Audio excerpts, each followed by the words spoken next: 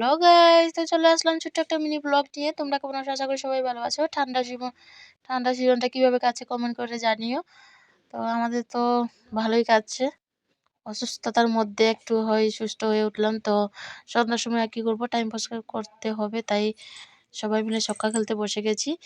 তোমরা ঠান্ডা সিজনে কে কে ছক্কা খেলতে ভালোবাসো কমেন্ট করে জানিও। তো এইদিকে আমি, আমার শাশুড়ি মা আর আমার দেওর আর আমার ননদ খেলতে বসে গেছি।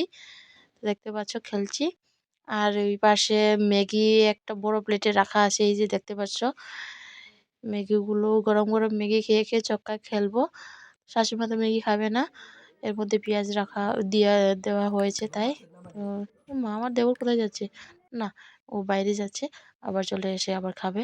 তো এই দেখতে পাচ্ছ আমি, আর এদিকে ম্যাগি প্লেট। কে কে ম্যাগি খাবে কমেন্ট করে জানিও। তো এই যে আমার একটা গুটি পাকা হয়ে গেছে, একটা শেষ করে নিলাম গুটি। তো আরো 3টা রয়ে গেছে, শাশুড়ি মা মারছে। তো দেখতে পাচ্ছ খেলা শুরু। ঠান্ডার সিজনে কম্বল একটা গায়ে দিয়ে চক্কা খেলতে খুব মজা লাগে। আমরা প্রত্যেক বছর ঠান্ডার সময় এরকমই চক্কা খেলতে খেলি।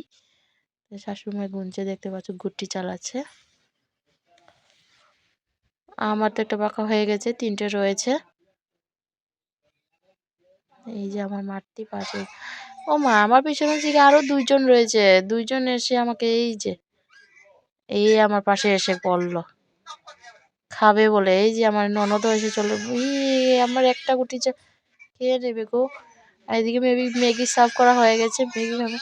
শুনে কি ভিডিও অন চালিয়ে, আমার মেয়ে ছোটবেলার ভিডিওগুলো দেখছে, যে ও কান্না করেছে এগুলো, তাই সাউন্ডটা আছে।